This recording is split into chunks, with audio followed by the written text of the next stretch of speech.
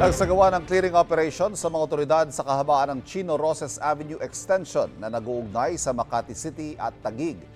Hindi nila pinalampas ang mga iligal na nakaparada at iba pang sagabal sa daan. May unang balita si Rafi Tima. Mistulan na namang parking lot ang bahaging ito ng Chino Roces Avenue Extension sa pagitan ng Makati at Taguig. Kaya naman panay ang ikot dito ng Taguig Traffic Management Office. Kahit araw-arawin naming operate, balik-balik pa rin yung mga pasaway na motorista natin. Kahit Pag dumarating kayo, tsaka sila alis. alis po sila. Kaso pag alis naman namin, balik na naman sila. Kaya pero di kami nagsasawa para balik-balikan sila dito, sir. Mahalaga ang kalsadang ito na nagdudugtong sa Makati at Taguig kaya dapat wala daw sagabal dito.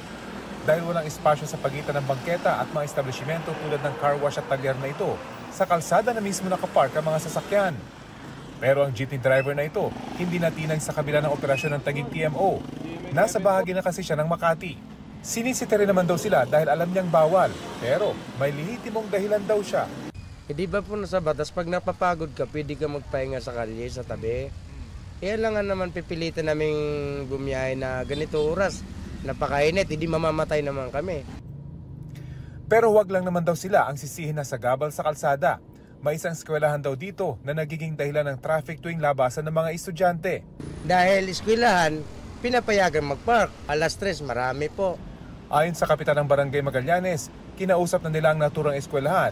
Nag-issue na raw ang school ng memo sa mga susundo na bawal nang tumambay sa tapat ng eskwelahan. Ang naging usapan is talagang magmamana din po sila doon at kailangan matinda sila na bawal po may paparada sa gilid ng kalsada. Bukod sa mga sasakyang iligal na nakaparada sa gilid ng kalsada, kapansin-pansin naman ang bakod ng itinatayong bagong gusali ng Senado sa kahabaan ng Chino Roces Extension na sinakop na ang bangketa.